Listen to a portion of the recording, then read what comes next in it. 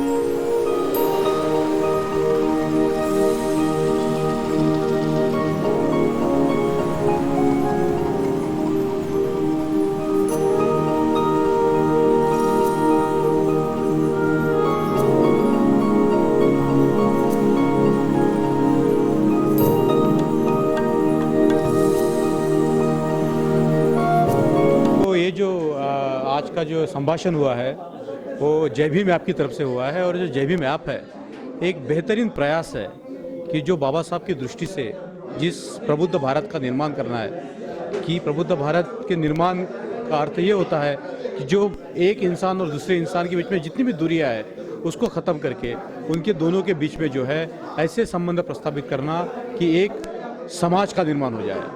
आज हमारा भारत का जो समाज है वो अलग अलग जातियों में, अलग अलग धर्मों में, अलग अलग भाषाओं में टूटा हुआ है और उसको जो ये भेद है उसको तोड़ के एक संघ समाज बनाने की जो जिम्मेवारी है वो जय भीम ऐप की है। जय भीम ऐप जो है इसमें एक शब्द आया है जय भीम, जिसको बोलते हैं बैटल क्राई फॉर जस्टिस, कि ये जो है ये जो न्याय की लड़ाई है उसके लिए बहुत ही बड़ा ऐसा ये घोष वाक्य है। तो मैं देखता हूँ कि जो जय भीम ऐप की तरफ से जो कार्यक्रम यहाँ आयोजित किया है उसका जो परिघ है वो बहुत व्यापक है और इसके चलते हुए जो है वो बहुत युवाओं को मौका मिलेगा कि किस प्रकार वो जो है अपने आप को सबल बनाए।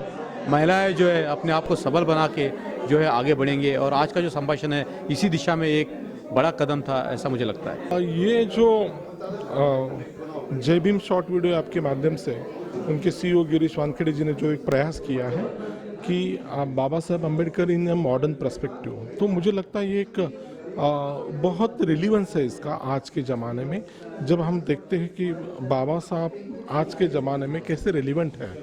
तो यहाँ पे जो डिस्कशंस में से जो मुद्दे आए, जो नितिन जी ने बोला या मंगेश जी ने बोला, तुलसीदास जी ने बोला, फराज जी ने बोला, इवन मिलिंद जी ने कहा, फिर गिरीश जी ने भी कहा, तो ये हमें बार बार ऐसे प्रोग्राम जब हम लेते रहेंगे तो हमें समझ में आ जाएगा कि बाबा साहब का मॉडर्न इंडिया के लिए क्या कंट्रीब्यूशन है, क्या रिलेवेंस है और बाबा साहब हमारे लिए किस तरह से हमें हमेशा प्रेरणा देने वाले हैं। बाबा साहब हमेशा राष्ट्रीयता की बात करते थे, मॉडर्न इंडिया की बात करते थे। तो हमें लगता है कि ये ऐसे प्रोग्राम एक नया दृष्टिकोण देते हैं, हमें खुद को एक नया एंगल देते हैं, एक विजन देते हैं। तो ऐसे ये जो शोज़ हैं ये बार बार होते रहेंगे तो ये हमारे समाज के लिए एक अच्छी पहल रहेगी। और जय भीम शॉर्ट वीडियो ऐप हमेशा ऐसे प्रोग्राम लेते रहे, ऐसे शुभकामना देता हूँ।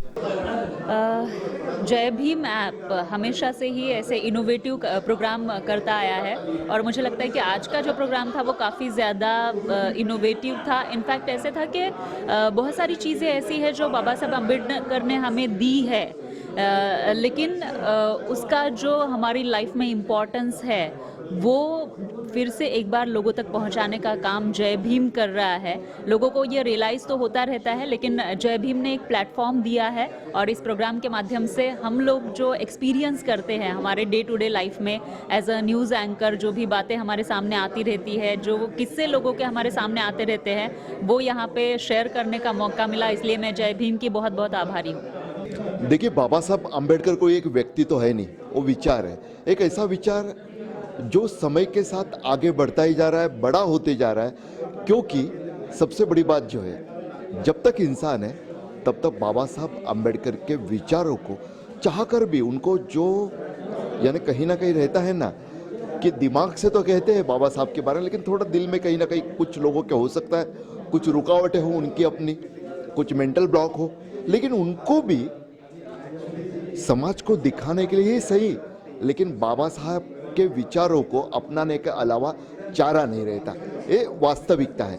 और इस पूरी परिचर्चा में सबसे अच्छी बात मुझे जो लगी ना कि हर एक ने यहाँ पर खुलकर बात की और आज के संदर्भ में बाबा साहब को अभिव्यक्त करना एक अलग ही मौका था, जहाँ पर सभी को कुछ अलग सुनने को मिला, कुछ अच्छा कहने का एक मौका मिला। और उसका वजह भी हम सभी जानते हैं, बाबा साहब ही है जिन्होंने सभी को ये अधिकार दिया है, जो चाहे वो हम अभिव्यक्त कर सकते हैं।